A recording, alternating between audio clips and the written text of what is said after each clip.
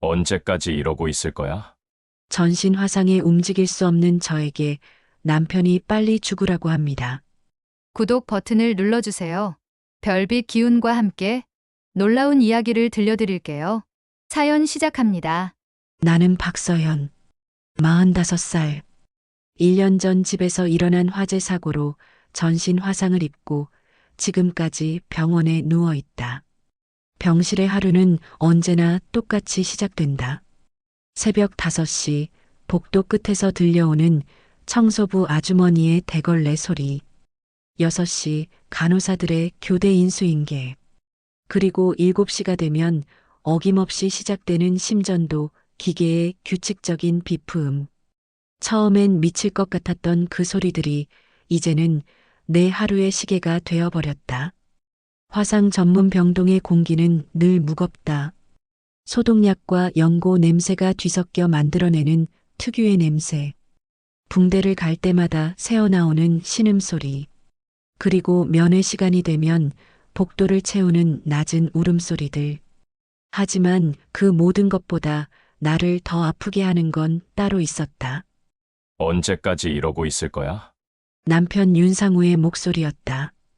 그는 오늘도 병실 문턱에 서서 나를 내려다보고 있었다. 한때는 따뜻했던 그 눈빛이 이제는 차갑기만 하다. 내 연구도, 내 자리도 다 멈춰버렸잖아.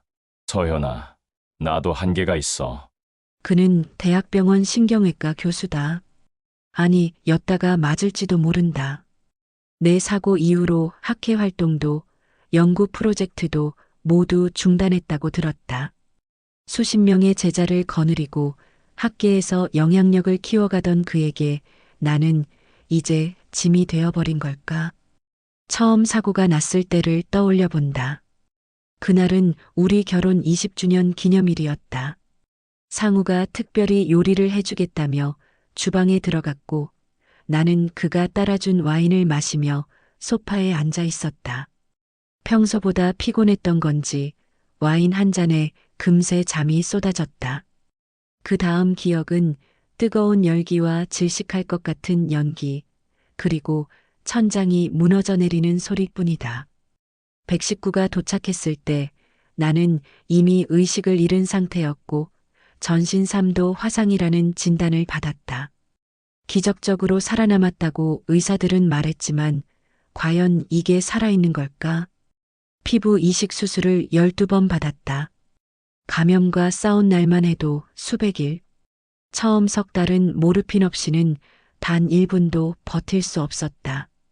그런 내 옆을 지켜준 건 상우가 아니라 간호사들이었다. 상우는 일주일에 두세 번, 그것도 의무적으로 들러 서류에 사인만 하고 사라졌다. 의사 선생님이 회복 가능성이 있다고 했잖아. 내가 간신히 입을 열었다. 성대도 손상을 입어 목소리가 제대로 나오지 않았다. 쉰 목소리로 겨우 말을 이어갔다. 6개월만 더 기다려줘. 제발. 상우는 한숨을 내쉬며 창밖을 바라봤다.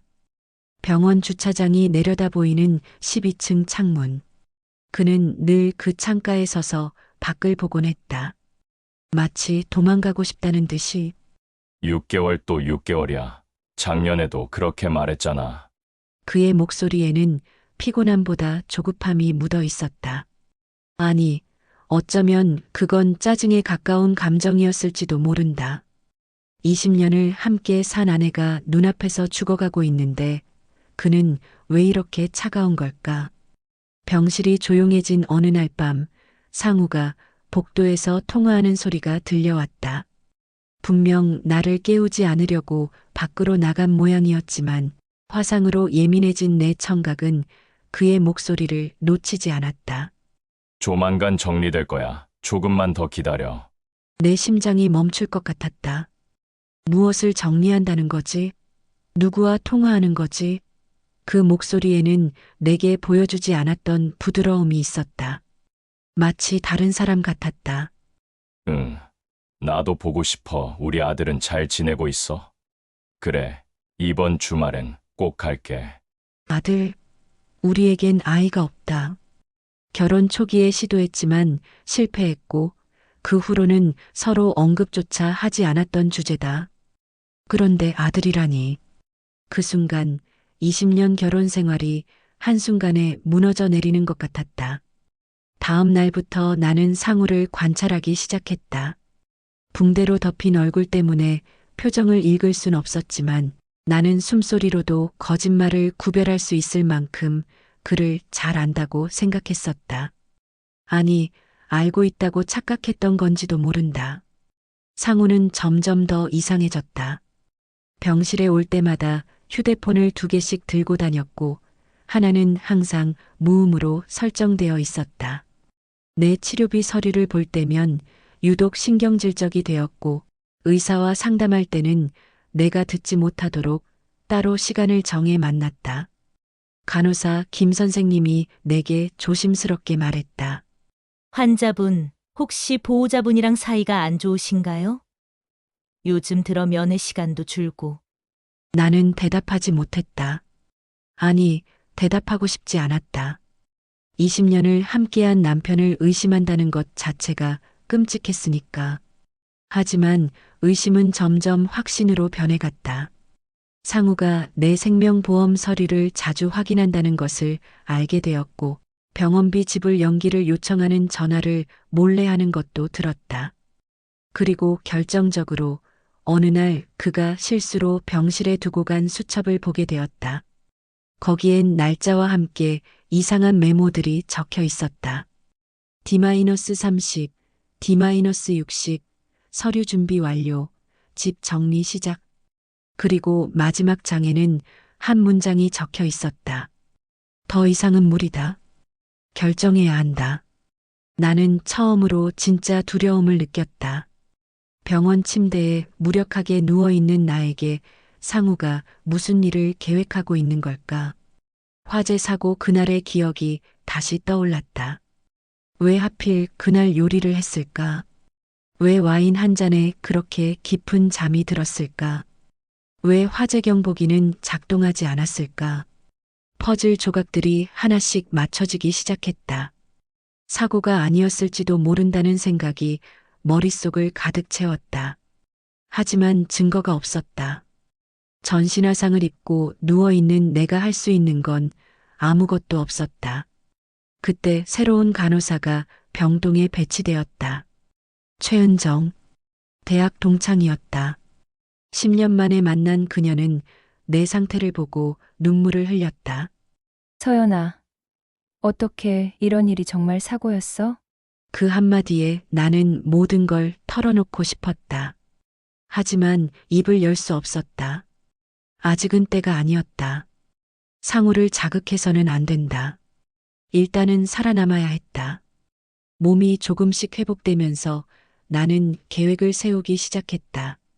먼저 증거를 모아야 했다. 상우의 행동 패턴, 통화 내용, 방문 시간, 모든 것을 기록했다. 은정이 몰래 가져다 준 작은 녹음기를 베개 밑에 숨겨두고 상우가 올 때마다 녹음했다. 그리고 마침내 결정적인 순간이 왔다. 상우가 병실에서 누군가와 통화를 했다. 내가 잠든 줄 알았던 모양이다. 보험금이 15억이야 사고사로 처리되면 바로 나와. 그럼 우리 새로 시작할 수 있어. 너랑 우리 아이랑 셋이서. 내 손끝이 떨렸다. 분노인지 공포인지 구분할 수 없는 감정이 온몸을 휩쓸었다. 하지만 나는 꼼짝도 하지 않았다. 죽은 듯이 누워 있었다. 상우가 병실을 나간 후 나는 은정을 불렀다. 도와줘. 내가 죽기 전에 진실을 밝혀야 해. 은정은 내 손을 꼭 잡았다. 그 따뜻한 온기가 1년 만에 느끼는 진짜 위로였다. 나는 결심했다. 더는 피해자로만 있지 않겠다고. 상우가 계획한 대로 조용히 사라지지 않겠다고. 은정의 도움으로 나는 조금씩 상우의 비밀에 접근하기 시작했다. 그날도 상우는 평소처럼 병실에 들렀다. 서류 몇 장의 사인을 받고 의사와 짧은 상담을 한 뒤 곧바로 나가려고 했다. 하지만 급한 전화를 받고는 복도로 나가는 대신 창가에 서서 통화를 시작했다. 아마 비가 쏟아지는 날씨 때문에 밖으로 나가기 귀찮았던 모양이다. 나는 호흡을 최대한 깊고 규칙적으로 유지하며 잠든 척했다. 심전도 기계의 비프음이 내 긴장을 숨겨주길 바랐다. 그래, 알았어. 이번 주는 힘들 것 같아. 다음 주 화요일에 갈게. 그의 목소리는 낮았지만 분명했다. 응, 우리 아들 유치원 하계회지? 꼭 갈게. 아빠가 못 가면 서운해하겠지. 또 아들 이야기였다. 내 가슴이 찢어지는 것 같았다. 우리가 아이를 갖지 못해 얼마나 슬퍼했는지 서로를 위로하며 보낸 그 시간들은 뭐였을까? 상우가 나간 후 그가 두고 간 노트북이 침대 옆 테이블에 놓여 있는 걸 발견했다. 화면이 꺼져 있었지만 전원은 켜져 있었다. 은정이 도와주면 볼 수 있을 것 같았다. 은정아, 부탁이 하나 더 있어. 은정은 주변을 살피며 조심스럽게 노트북을 열었다. 다행히 비밀번호는 걸려 있지 않았다. 상우는 늘 그랬다. 자신이 완벽하게 통제하고 있다고 믿는 것들에 대해서는 방심하는 경향이 있었다. 바탕화면에는 여러 폴더들이 있었다. 연구자료, 학회 발표, 논문, 그리고 가족사진이라는 폴더가 눈에 들어왔다.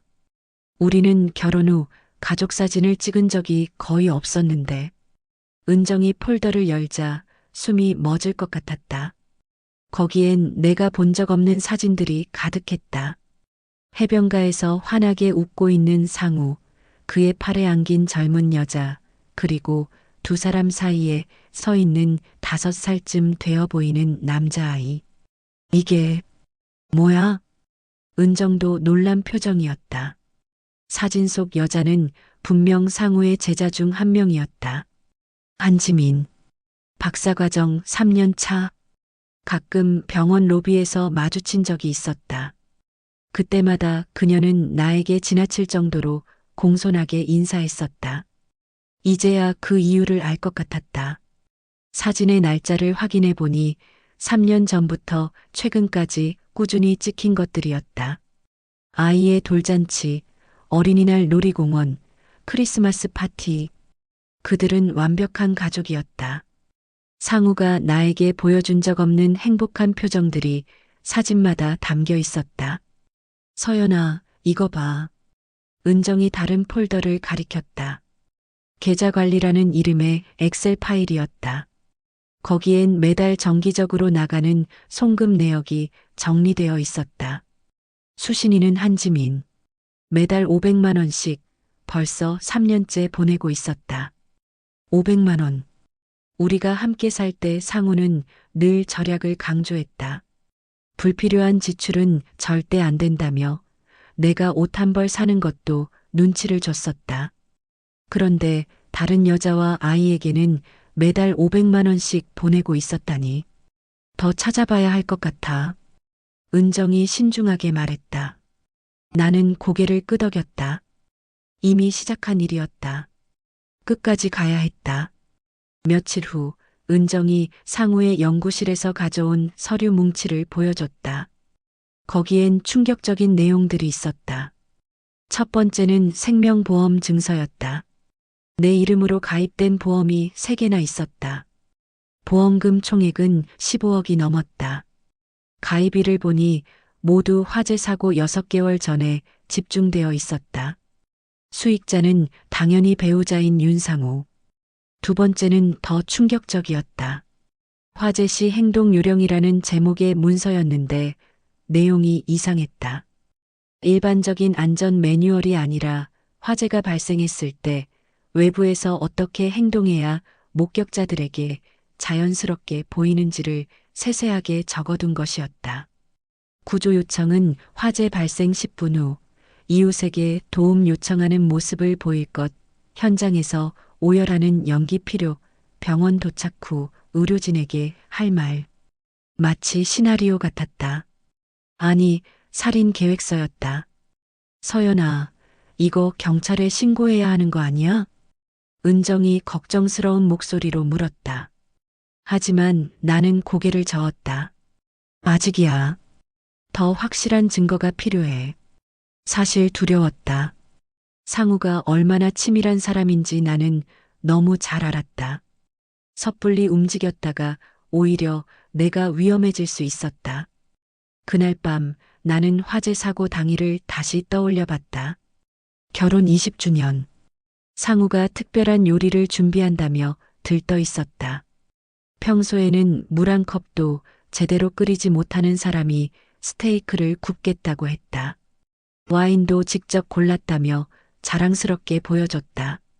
자, 건배. 우리의 20년을 위해. 그때 상우의 표정이 떠올랐다. 웃고 있었지만 눈은 차가웠다. 와인을 따르는 손이 미세하게 떨렸던 것도 기억났다. 그땐 감동해서 그런 줄 알았는데 와인을 마신 후 갑자기 졸음이 쏟아졌다. 평소 주량이 센 편인 내가 와인 한 잔에 그렇게 졸릴 리 없었다. 분명 수면제 같은 걸 탔을 거다. 그 다음은 열기와 연기, 그리고 숨을 쉴 수 없는 고통뿐이었다. 천장에서 무언가 떨어지는 소리를 마지막으로 의식을 잃었다. 깨어났을 때는 이미 중환자실이었고 전신 3도 화상이라는 선고를 받았다. 환자분, 괜찮으세요? 야간 담당 간호사가 들어왔다. 내 심박수가 올라가서 알람이 울린 모양이었다. 네, 괜찮아요. 그냥 악몽을. 간호사가 나간 후 나는 다시 생각에 잠겼다. 상우는 왜 나를 죽이려 했을까? 단순히 한지민과 새 출발을 하고 싶어서? 아니면 더 큰 이유가 있는 걸까? 다음 날 은정이 새로운 정보를 가져왔다. 상우가 최근 부동산을 알아보고 있다는 것이었다. 그것도 강남의 고급 아파트를. 계약금만 5억이래. 한지민 이름으로 계약하려는 것 같아. 5억. 우리가 20년 동안 모은 전 재산이 그 정도였다. 하지만 내가 죽으면 15억의 보험금이 들어온다. 그럼 충분히 새 집을 사고도 남을 것이다. 퍼즐이 완성되어 가고 있었다. 상우는 한지민과 아이를 위해 새로운 삶을 준비하고 있었다. 그리고 그 삶에 내가 들어갈 자리는 없었다. 아니, 정확히는 내 죽음이 필요했다. 은정아, 한지민에 대해 좀 더 알아봐 줄 수 있어? 은정은 며칠 후 한지민의 SNS와 주변 정보를 조사해 왔다. 그녀는 29살 의대 출신으로 상우의 연구실에서 박사과정을 밟고 있었다. 부유한 집안 출신은 아니었지만 성적이 뛰어나 전액 장학금을 받고 있었다. 그리고 결정적으로 그녀의 아들은 상우와 닮아 있었다. 사진으로 봐도 확실했다. 같은 눈매, 같은 콧날. 그 아이는 분명 상우의 친자였다. 3년 전이면 그때 내가 교통사고로 입원했을 때네. 은정의 말이 맞았다. 3년 전 나는 교통사고로 2달간 입원했었다. 척추 부상으로 수술을 받고 재활치료를 했다. 그 시기에 상우와 한지민이 관계를 시작한 것 같았다. 병실로 돌아온 나는 천장을 바라보며 생각했다. 20년의 결혼 생활이 이렇게 끝나는구나. 사랑했던 사람이 나를 죽이려 했고 이미 다른 가족을 만들었다. 그리고 나는 여전히 이 병실에 갇혀 있다. 하지만 포기할 수 없었다. 아니, 포기하지 않을 것이다. 증거는 충분히 모았다. 이제 반격할 차례였다. 여보, 내일 중요한 이야기가 있어. 다음 날 병실에 온 상우에게 말했다. 그는 귀찮다는 표정을 지었지만 내 목소리에서 뭔가를 느꼈는지 경계하는 눈빛이었다. 뭔데? 한지민 씨 아들, 이름이 뭐야? 순간 상우의 얼굴이 굳었다. 그리고 천천히 나를 향해 다가왔다. 그의 눈빛이 무서울 정도로 차가워졌다. 상우의 차가운 눈빛이 나를 꿰뚫었다. 하지만 나는 물러서지 않았다. 더 이상 잃을 것도 없었으니까. 무슨 말을 하는 거야? 그의 목소리는 낮고 위협적이었다. 하지만 나는 이미 준비가 되어 있었다. 베개 밑에 숨겨둔 녹음기가 작동하고 있다는 걸 확인하며 말을 이었다. 다 알아. 한지민 씨와 아이 이야기. 매달 보내는 500만 원도. 상우의 얼굴이 창백해졌다. 그는 급하게 병실 문을 닫고 다시 내게 다가왔다. 손이 떨리고 있었다.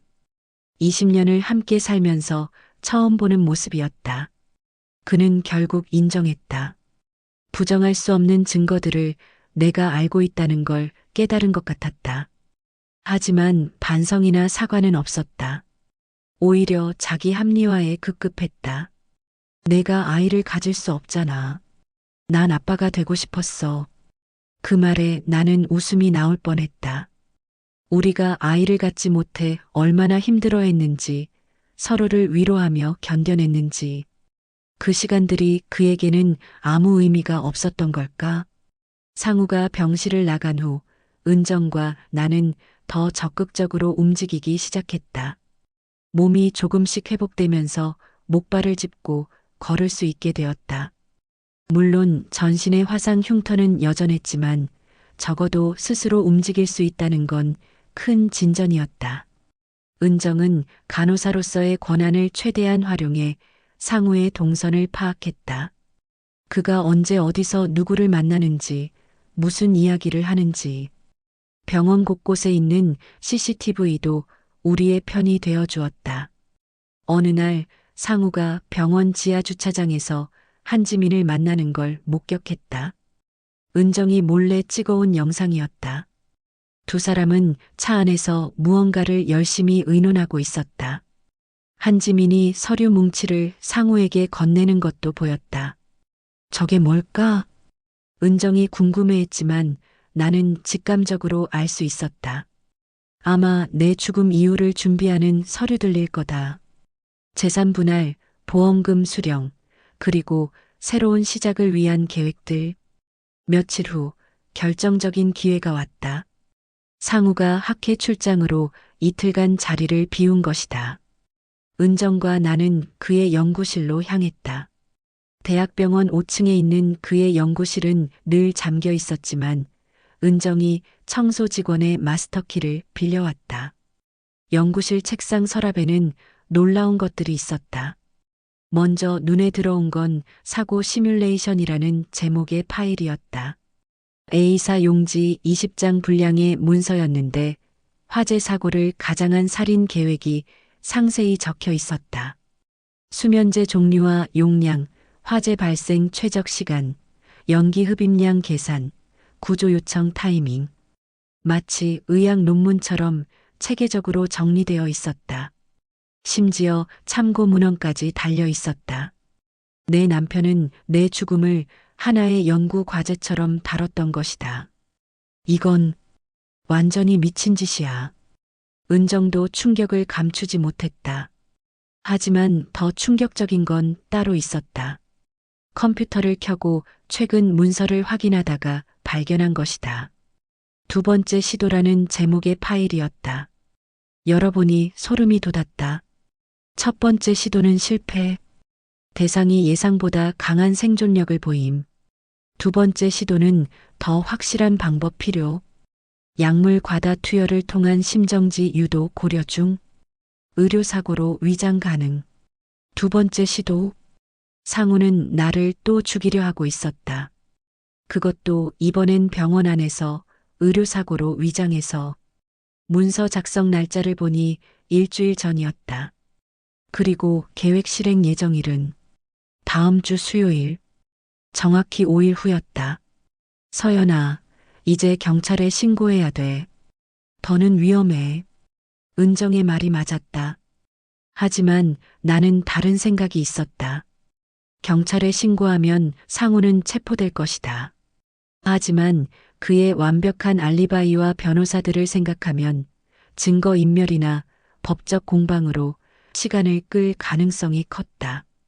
나는 다른 방법을 선택했다. 상우를 직접 함정에 빠뜨리는 것이다. 은정아, 내 부탁 하나만 더 들어줘. 우리는 치밀하게 계획을 세웠다. D-데이는 상우가 정한 바로 그날 수요일로 정했다. 그날이 왔다. 상우는 평소보다 일찍 병실에 들어왔다. 손에는 약품이 든 작은 가방을 들고 있었다. 표정은 평온했지만 눈빛은 긴장으로 가득했다. 오늘 새로운 진통제를 써보자고 의사가 그러더라. 더 효과가 좋대. 거짓말이었다. 담당인은 그런 이야기를 한 적이 없다. 나는 순순히 따르는 척했다. 그래, 빨리 통증이 줄어들면 좋겠네. 상우가 주사기를 준비하는 동안 나는 베개 밑에 녹음기와 은정이 설치해둔 소형 카메라를 확인했다. 모든 것이 기록되고 있었다. 주사를 놓으려는 순간 계획대로 은정이 병실로 들어왔다. 교수님, 무슨 약을 투여하시는 건가요? 간호 기록이 없는데요. 상우는 당황했다. 하지만 곧 여유를 되찾으려 애썼다. 아, 이건 내가 직접 처방한 거야. 특수 진통제라서. 그래도 규정상 간호 기록에 남겨야 합니다. 약품명이 뭔가요? 은정이 집요하게 물었다. 상우의 이마에 땀이 맺혔다. 그때 내가 끼어들었다. 여보, 그거 설마 고농도 칼륨 아니야? 심정지 유도하는? 순간 상우의 손에서 주사기가 떨어졌다. 그의 얼굴은 하얗게 질려 있었다. 너, 다 알고 있었어? 나는 침대에서 일어나 앉았다. 더 이상 무력한 환자가 아니었다. 응, 다 알고 있었어. 첫 번째 시도도, 두 번째 계획도, 그리고 한지민과 내 아이 이야기도. 그 순간 병실 문이 열리며 형사 2명이 들어왔다. 은정이 미리 대기시켜둔 것이다. 윤상우 씨 살인미수 혐의로 체포합니다. 상우는 저항하지 않았다. 아니, 할 수 없었다. 모든 증거가 완벽했으니까. 경찰에 연행되기 전 상우가 내게 물었다. 왜 끝까지 살아남으려 했어? 그냥 편하게 가면 안 됐어? 나는 그를 똑바로 바라보며 대답했다. 20년을 함께 산 아내를 죽이려 한 내게 묻고 싶어. 왜 그렇게까지 해야 했어? 상우는 대답하지 않았다. 아니, 못했다. 그에게 나는 이미 오래전부터 그저 제거해야 할 장애물이었을 테니까. 상우가 연행된 후 병실은 고요했다. 은정이 내 손을 잡아주었다. 이제 끝났어. 서연아, 너 정말 대단해. 하지만 나는 알고 있었다. 이게 끝이 아니라 시작이라는 걸. 상우의 체포는 첫 단계일 뿐이었다. 이제 본격적인 법적 싸움이 시작될 것이다. 그리고 한지민도 아직 남아 있었다. 그녀가 어떻게 나올지 예측할 수 없었다. 공범일 가능성도 있었고 또 다른 음모를 꾸밀 수도 있었다. 며칠 후 예상대로 한지민이 병원을 찾아왔다. 그녀는 놀랍도록 침착했다. 교수님, 사모님, 안녕하세요. 마치 아무 일도 없었다는 듯 정중하게 인사했다. 하지만 그녀의 눈빛은 날카로웠다. 왜 왔어요? 할 이야기가 있어서요. 교수님과 저, 그리고 우리 아이에 대해서. 그녀는 가방에서 서류를 꺼냈다. 친자 확인서였다. 그 아이는 정말로 상우의 아들이었다. 전 아무것도 바라지 않아요. 그저 제 아이가 아빠 없이 크는 걸 원하지 않을 뿐이에요. 그녀의 말은 부드러웠지만 그 안에는 협박이 숨어 있었다. 만약 내가 상우를 완전히 파멸시킨다면 그녀도 가만히 있지 않겠다는 의미였다. 한 가지 묻겠어요. 당신도 알고 있었나요? 상우 씨가 나를 죽이려 했다는 걸. 한지민은 잠시 침묵했다. 그리고 작은 목소리로 대답했다. 처음엔 몰랐어요. 하지만 나중에 눈치챘죠. 그런데도 막지 않았군요. 막을 수 있었을까요? 전 그저 제 아이를 지키고 싶었을 뿐이에요. 그녀도 결국 공범이었다. 소극적이었을지언정 내 죽음을 방관한 것이다. 한지민이 병원을 떠난 후 나는 결심했다. 더 이상 병실에만 있을 수 없었다. 그들이 어떻게 살고 있는지 내 눈으로 직접 확인해야 했다. 재활치료가 어느 정도 진행되면서 나는 목발 없이도 걸을 수 있게 되었다.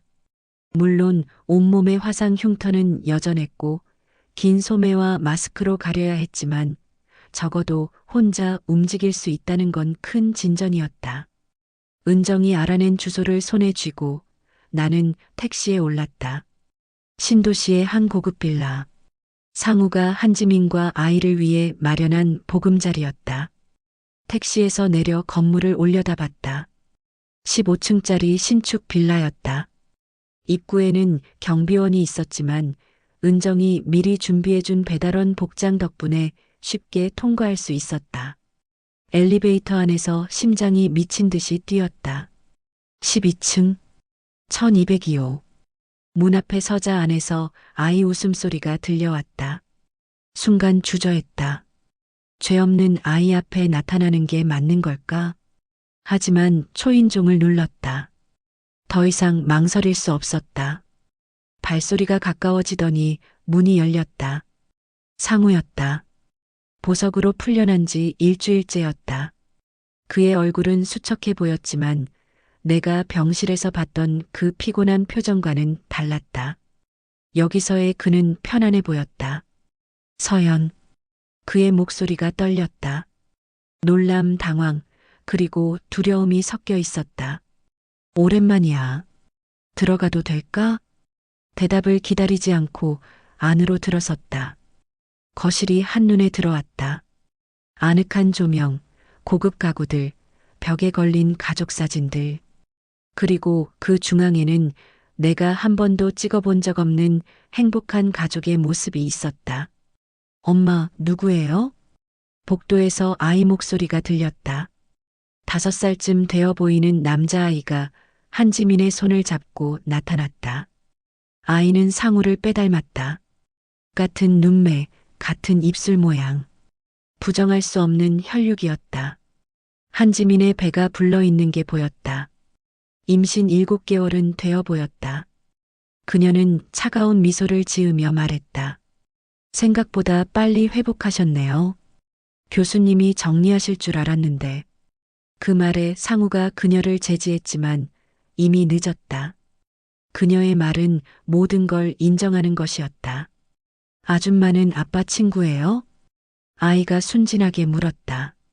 그 맑은 눈동자를 보니 가슴이 아팠다. 이 아이에게는 아무 죄가 없었다. 응, 아빠 친구야. 오래된 친구. 내가 대답하자 아이는 환하게 웃었다. 그리고 자랑스럽게 말했다. 우리 아빠는 의사예요. 사람들을 고쳐주는 멋진 의사. 그 순간 내 안에서 무언가가 무너졌다. 이 아이에게 상우는 영웅이었다. 사람을 살리는 의사. 하지만 그는 자신의 아내를 죽이려 했던 살인 미수범이었다. 거실 테이블 위에 놓인 서류가 눈에 들어왔다. 이혼 서류였다. 상우가 준비한 것이 분명했다. 나를 죽이는데 실패하자 이제는 합법적으로 관계를 정리하려는 모양이었다. 혜준아, 방에 가서 놀고 있을래? 한지민이 아이를 방으로 보냈다. 아이가 사라지자 거실의 공기가 얼어붙었다. 나는 가방에서 작은 녹음기를 꺼냈다. 버튼을 누르자 병실에서 녹음했던 상우의 목소리가 울려 퍼졌다. 보험금이 15억이야. 사고사로 처리되면 바로 나와. 그럼 우리 새로 시작할 수 있어. 한지민의 얼굴이 굳었다. 상우는 고개를 떨구었다. 이미 경찰에 제출한 증거야. 재판에서도 쓰일 거고. 내가 차분히 말했다. 그리고 테이블 위에 또 다른 서류들을 펼쳤다. USB에 담긴 살인 계획서, 송금 내역, 보험 서류들의 사본이었다. 완벽한 계획이었어. 정말 치밀했지. 의학 지식을 총동원한 살인 계획서까지 만들다니. 상우가 처음으로 입을 열었다. 서연, 미안해. 하지만 난 진짜 가족을 원했어. 진짜 가족. 그 말이 비수처럼 꽂혔다. 그럼 나와 보낸 20년은 가짜였단 말인가? 20년이 가짜였다면 왜 그렇게 오래 연기했어? 왜 처음부터 떠나지 않았지? 너도 알잖아.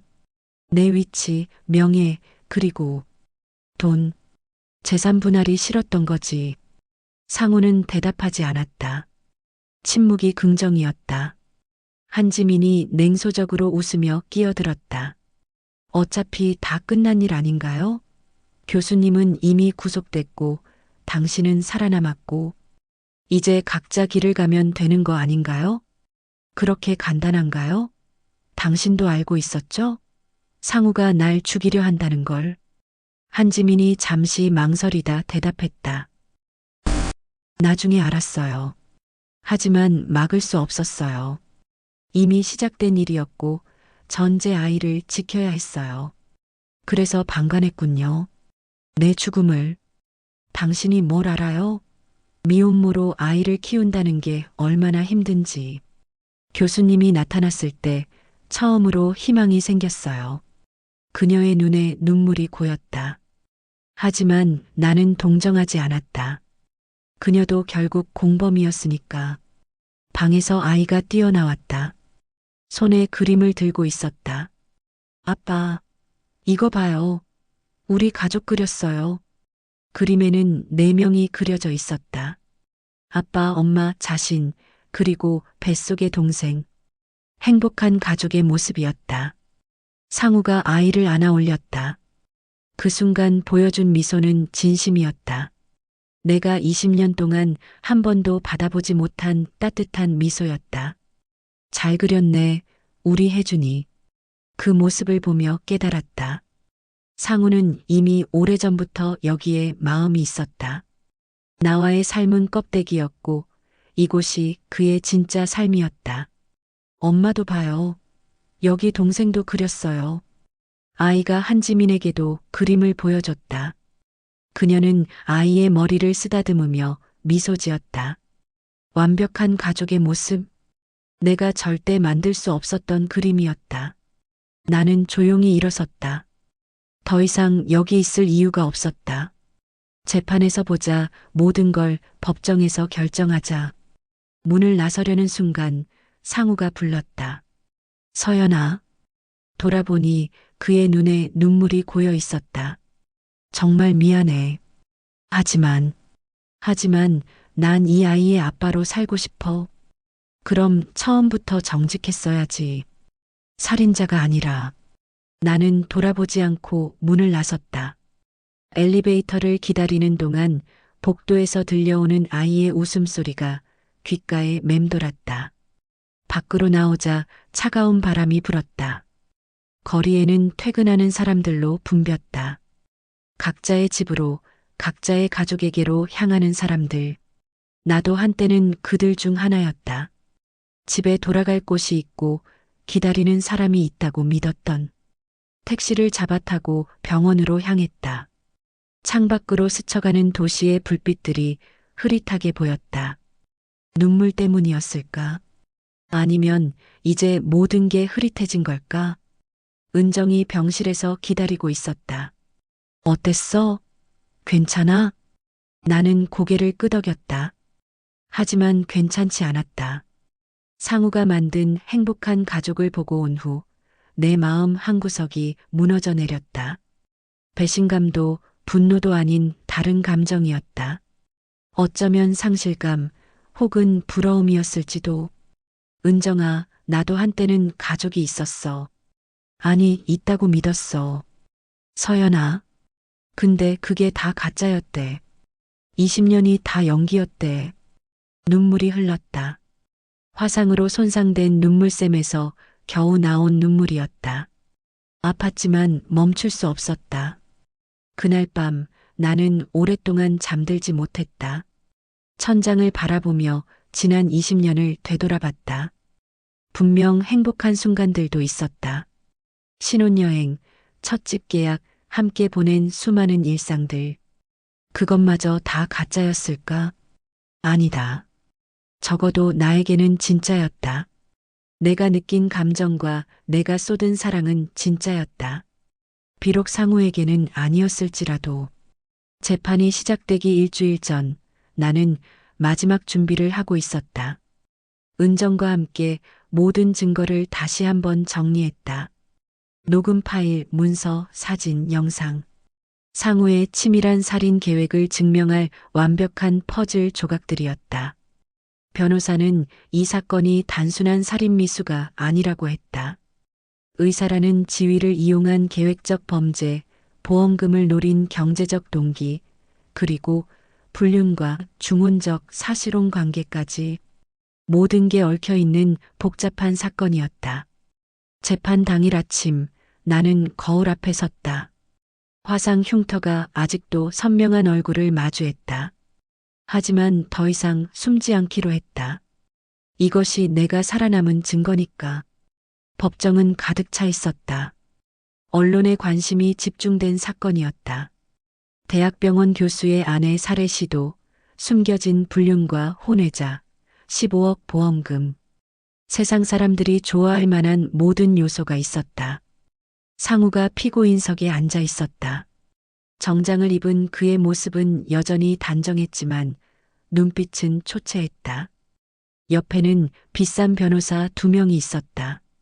아마 한지민이 고용했을 것이다. 검사가 기소 내용을 읽기 시작했다. 피고인 윤상우는 2023년 3월 15일 결혼 20주년을 맞아 아내 박서현 씨에게 수면제를 탄 와인을 마시게 한 후 고의로 화재를 발생시켜 살해하려 했습니다. 방청석에서 웅성거리는 소리가 들렸다. 판사가 정숙을 요구했다. 내가 증인석에 서자 법정이 조용해졌다. 검사가 질문을 시작했다. 증인은 화재 당일 어떤 일이 있었는지 진술해 주십시오. 나는 천천히 그러나 명확하게 그날의 기억을 진술했다. 평소와 다른 상우의 행동, 갑작스러운 요리 제안, 와인을 마신 후에 비정상적인 졸음, 그리고 깨어났을 때의 지옥 같은 광경. 피고인이 평소에 요리를 하지 않았다는 건 사실입니까? 네. 20년 동안 부엌에 들어간 횟수가 손에 꼽을 정도였습니다. 검사가 증거물을 제시했다. 상우의 컴퓨터에서 발견된 계획 문서였다. 대형 스크린에 문서 내용이 띄워졌다. 수면제 용량 계산, 화재 발생 시뮬레이션, 구조 요청 타이밍까지 상세히 적혀 있었다. 상우의 변호사가 일어났다. 이 문서가 실제 범행 계획이라는 증거가 있습니까? 단순한 의학적 연구 자료일 수도 있습니다. 하지만 우리는 준비가 되어 있었다. 검사가 다음 증거를 제시했다. 상우가 화재 일주일 전에 검색한 인터넷 기록이었다. 수면제 치사량, 화재 시 생존 시간, 보험금 지급 조건 등의 검색어가 선명했다. 그리고 결정적인 증거가 공개됐다. 내가 병실에서 녹음한 파일이었다. 조만간 정리될 거야. 조금만 더 기다려. 보험금이 15억이야. 사고사로 처리되면 바로 나와. 법정이 술렁였다. 상우의 얼굴이 창백해졌다. 한지민도 증인으로 소환됐다. 그녀는 검은색 원피스를 입고 있었다. 불룩한 배가 더욱 도드라져 보였다. 증인과 피고인의 관계를 설명해 주십시오. 검사의 질문에 한지민은 잠시 망설이다 대답했다. 저는 윤 교수님의 제자이자 연인입니다. 아이의 엄마이기도 하고요. 언제부터 관계를 가졌습니까? 3년 전부터입니다. 피고인이 아내를 해하려 한다는 사실을 알고 있었습니까? 한지민이 상우를 바라봤다. 그리고 고개를 숙이며 말했다. 나중에 알게 됐습니다. 알고도 신고하지 않았습니까? 저도 공범이나 다름없죠. 의외의 고백이었다. 그녀가 스스로 인정한 것이다. 방청석이 다시 웅성거렸다. 재판이 진행되면서 더 많은 사실들이 드러났다. 상우가 내 명의로 가입한 보험이 3개가 아니라 5개였고 총 보험금은 20억이 넘었다. 그리고 화재 당일 상우가 일부러 화재 경보기를 꺼놓았다는 것도 밝혀졌다. 상우의 변호사는 계속 반박했다. 정황 증거일 뿐이라고, 직접적인 증거가 없다고. 하지만 검사가 마지막 증거를 제출했다. 병원 CCTV 영상이었다. 상우가 두 번째 살해를 시도하려던 그날 고농도 칼륨을 준비하는 모습이 선명하게 찍혀 있었다. 약품 보관실에서 몰래 빼내는 장면까지. 피고인 최후 진술을 해주십시오. 판사의 말에 상우가 일어났다. 그는 나를 바라봤다. 20년을 함께한 부부가 법정에서 마주한 이 순간이 너무도 비현실적이었다. 저는 제 아이의 아버지가 되고 싶었습니다. 그것이 제 유일한 바람이었습니다. 그래서 아내를 죽이려 했다는 건가요? 변명의 여지가 없습니다. 하지만 전 이미 죽어있는 결혼 생활을 끝내고 싶었을 뿐입니다. 죽어있는 결혼 생활. 그 말이 가슴을 찔렀다. 적어도 나에게는 살아있었는데. 판결이 나왔다. 살인 미수 및 보험 사기 미수. 징역 15년. 상우는 고개를 떨구었다. 한지민은 울고 있었다. 방청석에서는 탄식과 환호가 섞여 나왔다. 재판이 끝난 후 나는 법원 앞에서 기자들에게 둘러싸였다. 소감이 어떠십니까? 앞으로 계획은? 나는 차분히 대답했다. 정의가 실현되어 다행입니다. 이제 새로운 삶을 시작하려 합니다. 기자들을 뒤로하고 걸어 나왔다. 은정이 기다리고 있었다. 끝났네. 정말 끝났어. 응. 이제 시작이야. 민사소송도 진행했다. 이혼과 함께 재산 분할, 위자료 청구. 상우의 재산 대부분과 보험회사로부터 받은 합의금까지 합쳐 상당한 금액을 받았다. 20년의 배신에 대한 대가치고는 적었지만 새 출발을 하기에는 충분했다. 한지민에게서 편지가 왔다. 아이를 낳았다는 소식과 함께 사과의 말이 적혀 있었다. 하지만 나는 답장하지 않았다. 용서할 수도 미워할 수도 없었다. 그저 잊고 싶었다. 병원에서 퇴원하는 날 의료진이 모두 나와 인사했다. 1년 반 동안의 투병 생활이 끝났다. 화상 흉터는 여전했지만 걸을 수 있고 움직일 수 있고 무엇보다 살아있었다. 앞으로 어디로 갈 거야? 은정이 물었다. 바다가 보이는 곳으로 가려고. 조용한 곳에서 새로 시작하고 싶어. 나는 남해의 작은 마을로 내려갔다. 오래된 건물을 사서 리모델링했다.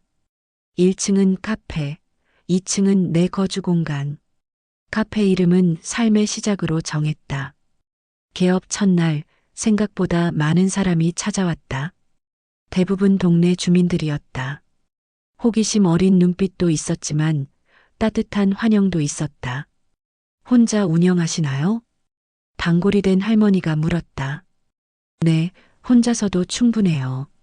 힘들면 언제든 말해요. 우리가 도와줄게. 그 말에 눈물이 날 뻔했다. 낯선 곳에서 만난 낯선 사람들의 따뜻함이 위로가 되었다. 카페에서 바다를 바라보며 커피를 마시는 것이 하루의 시작이 되었다. 파도 소리를 들으며 책을 읽고 손님들과 이야기를 나누고 저녁에는 해변을 산책했다. 어느 날 은정이 찾아왔다. 와, 정말 좋다. 완전 힐링 공간이야. 고마워. 자주 놀러와. 당연하지. 근데 서연아, 행복해 보여. 행복. 그 단어를 곱씹어 봤다. 완전하진 않지만 적어도 평온했다. 더 이상 두려움도 배신도 없는 삶. 내가 선택한 삶이었다. 밤이 되면 여전히 악몽을 꾸기도 한다. 화염에 휩싸이는 꿈, 상우의 차가운 눈빛이 나타나는 꿈. 하지만 이제는 금방 깨어날 수 있다. 그리고 창밖의 파도 소리를 들으며 다시 잠들 수 있다. 1년이 지났다. 카페는 제법 유명해졌다. 도시에서 일부러 찾아오는 손님들도 생겼다. 나는 바리스타 자격증도 땄고 베이킹도 배우기 시작했다. 상우에 대한 소식을 우연히 들었다. 모범수로 감형을 받아 10년으로 줄었다고 한다. 한지민은 두 아이와 함께 지방으로 내려갔다고 했다. 더 이상 관심은 없었다. 그들의 삶은 그들의 것이고 내 삶은 내 것이니까. 오늘도 나는 카페 문을 연다. 바다 내음이 실린 바람이 불어온다. 커피 향이 공간을 채운다. 첫 손님이 들어오며 인사한다. 안녕하세요. 좋은 아침이에요. 네, 정말 좋은 아침이네요. 나는 미소 지으며 대답한다. 진심으로. 내 이름은 박서현. 46살. 화재 사고에서 살아남은 생존자이자 배신을 딛고 일어선 사람. 그리고 이제는 삶의 시작 카페 주인이다. 과거는 지울 수 없다. 상처도 흉터도 남아있다. 하지만 미래는 내가 만들어갈 수 있다. 매일 아침 파도가 새로운 모습으로 밀려오듯이 나도 매일 새로운 나로 살아간다. 창밖으로 보이는 수평선이 아름답다. 끝이자 시작인 그 선처럼 나의 삶도 계속된다.